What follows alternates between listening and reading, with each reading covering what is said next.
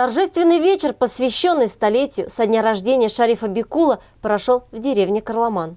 О жизни и творчестве Шарифа Сагадатуловича Бекулова, большого писателя, заслуженного работника культуры РСФСР, кавалера орденов Красной Звезды, Отечественной войны, знака почета и боевых медалей, поэта-фронтовика, драматурга, автора более чем 30 книг стихов, песен, пьес на башкирском, русском и татарском языках, воспевающих мужество, отвагу, гуманизм и любовь к родине.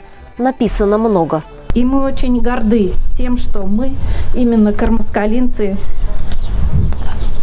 взрастили выдающегося деятеля искусства. Многогранный и яркий, он прославил свой родной район и малую родину – деревню Карламан, без преувеличения, на всю страну. Песни, написанные башкирскими и татарскими композиторами на его стихи, до сих пор живут в народе и трогают сердца слушателей своей глубиной и душевностью. Произведения кармаскалинского сына переведены на многие языки народов, населяющих Башкортостан.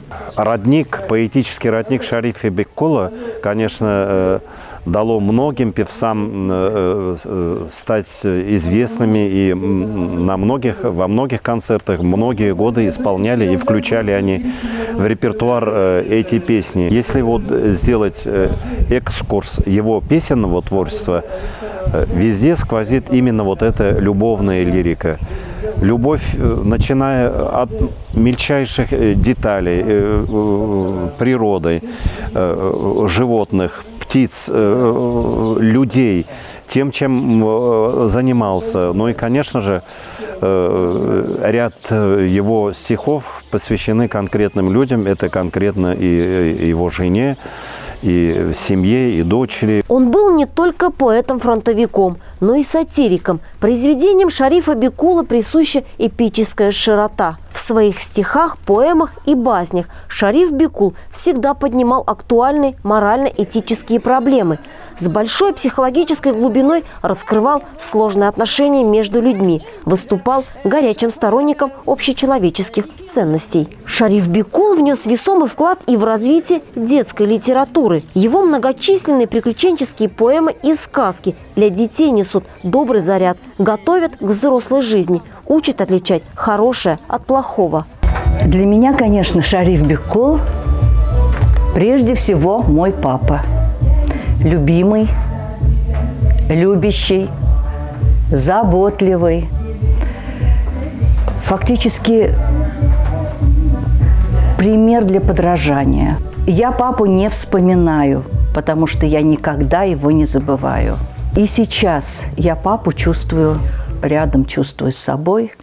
Он утешает, сочувствует, советует, радуется за нас. Со словами самых сердечных пожеланий выступили близкие, гости, представители администрации и односельчане. На сцене, на его родной земле, звучали любимые многими песни.